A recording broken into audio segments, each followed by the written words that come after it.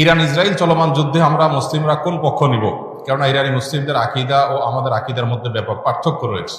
দেখুন, একটা কমন নীতি আমাদের প্রত্যেকেরই জানা থাকা দরকার। সেটা হলো, একজন মুসলমান তিনি সবসময় মাজলুমের পক্ষ অবলম্বন করবেন। যখন দুটি বিবাদমান পক্ষের মধ্যে একটা মাজলুম আর একটা জালিম হবে, তখন সেই ঘটনায় মুসলমানরা সবসময় জুলুমের বিরুদ্ধে অবস্থান নেবে।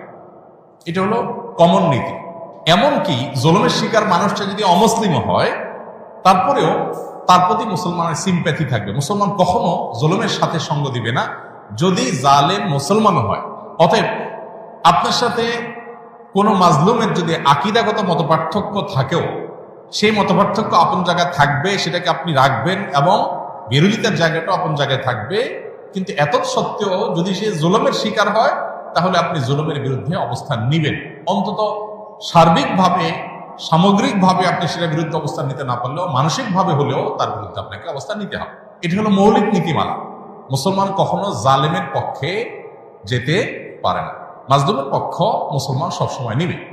এক্ষেত্রে সূরা রোমের যে ঘটনা, সেটা আমাদের জন্য একটা বিশেষ নির্দেশনা হতে পারে। সূরা রোমের শুরুতেই আল্লাহ তাআলা যে বলেছেন, আলিফ লাম মিম গুলিবাতির রোম, এখানে আমরা দেখেছি যে রোমানদের সাথে, তখন পারস্যের অগ্নিপূজকদের সাথে যে যুদ্ধ হয়েছে, সেই যুদ্ধে মক্কার মুশরিকরা পারস্যদের আর মক্কার মুসলমানেরা সাহাবায়ে কেরাম তারা রোমানদের সমর্থন করেছেন। কেন? কারণ রোমানদের সাথে আকীদাগত মতপার্থক্য থাকা সত্ত্বেও তারা আসমানের ধর্মে বিশ্বাসী, মুসলমানরা আসমানের ধর্মে বিশ্বাসী। এই জায়গাতে মিল আছে, এই যে ঐক্যের একটা যোগসূত্র আছে, সেটার ভিত্তিতে তাদের প্রতি সমর্থন ছিল। আর পারস্যের তারা মুশরিক ছিল, ঐক্যের যোগসূত্র ছিল না সে অর্থে, এই জন্য তাদের বিরুদ্ধে ছিল।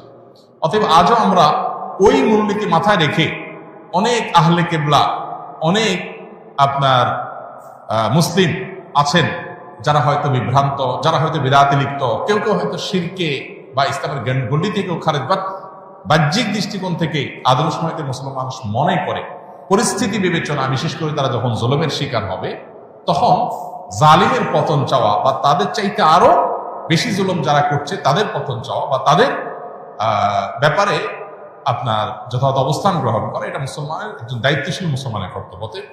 সেই স্ট্যান্ড বা সেই অবস্থানটা আমাদের এক্ষেত্রে হতে পারে। এছাড়া এটা তো ঠিক যে সিরিয়া যুদ্ধে ইরাকে বহু সুন্নিকে তারা হত্যা করেছে, নির্মমভাবে হাজার হাজার লক্ষ লক্ষ সুন্নিকে তারা হত্যা করেছে। মূলত পৃথিবীতে মানুষের পাপের কৃতকর্মের প্রায়শ্চিত্ত মানুষকে করতে হয়। বিশেষ করে জুলুম যদি করে কেউ, তাহলে জীবদ্দশাতেই তার প্রায়শ্চিত্ত করতে হয়, আখিরাতে তো আছেই।